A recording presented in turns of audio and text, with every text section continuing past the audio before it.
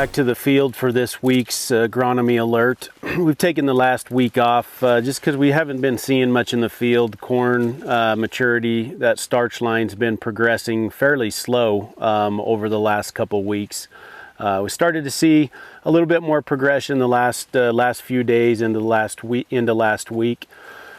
Today we're just going to talk a little bit about, evaluating late season plant health and then kind of making that final determination on last irrigation. So we're standing in a field of channel 20540 VT4.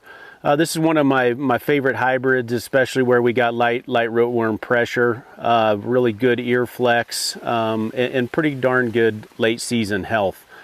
Just gives you everything, protection across the board, light rootworm, western bean, and earworm and everything.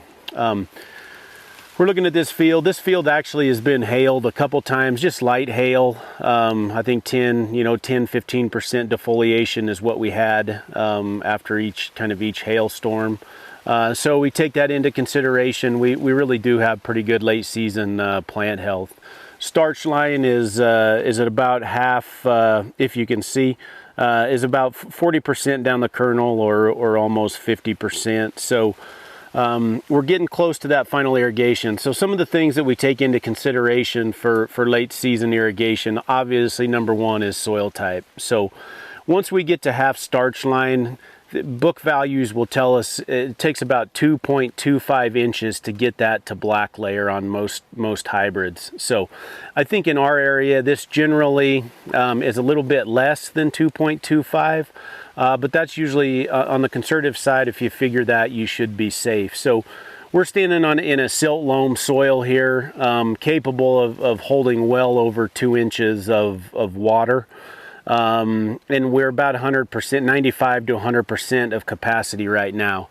So we're probably going to go ahead and make that final irrigation pass here in the next couple days, just to refill that profile to 100%. Probably put on 4/10 to a ½ inch, refill it to 100%, and then basically call it good, since we're really close to half starch line. So sandy soils, we obviously have less water holding capacity, an inch or inch and a half probably at the most on our worst sands.